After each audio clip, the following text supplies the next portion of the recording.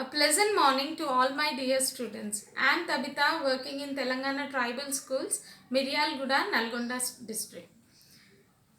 Students, I hope you have practiced all your homeworks from the previous sessions which I have given you. Students, are you enjoying your holidays? I feel that definitely not, isn't it?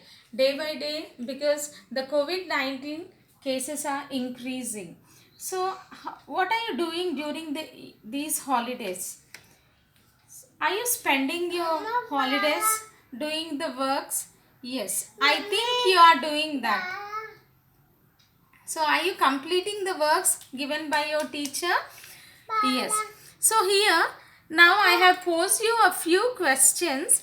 I have listed some of the verbs which even I have uttered now.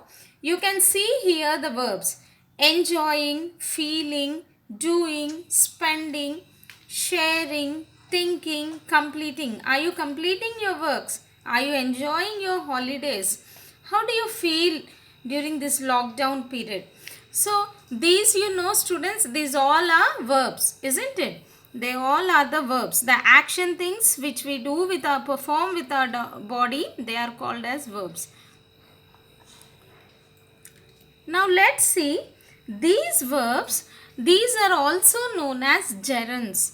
So what are gerunds? Here you can read out the definition. Gerunds look like verb, but they act or function as a noun. They even act or function as a noun. The gerunds, if you see, it ends with ing. Previously you have seen all these words, they all are ending with ing, but they are known as verbs. But how they are forming us as gerunds? Singing, reading, smoking, dancing, traveling. So what are verbs, children? Just now I have told you which we do with our body, the action words. But here I am telling these verbs, they act like noun. They act as a noun. So how do the verbs become a noun? Here if you just read them, you can know them as a verbs. But when you read along with the sentences, then you can know them as a noun. That means nothing but gerund. So here I'll give you the examples, then you can easily understand them. Difference between the gerund and the verb with the examples. Jogging, here if you see in the gerund tabular form, jogging is a good exercise. Here I am telling about the jogging, but I am not doing the jogging. Whereas when you compare this with the verb, she is jogging in the park. She is jogging in the park. Here a body is doing the action, isn't it? Someone, that lady, she is jogging in the park. And next one, if you see the second example, reading is a hobby. I am describing about my hobby, that is reading, that it's my hobby. But here I am not doing it. I am just telling about that hobby. But whereas when you compare, I am reading a storybook. Here this is a verb.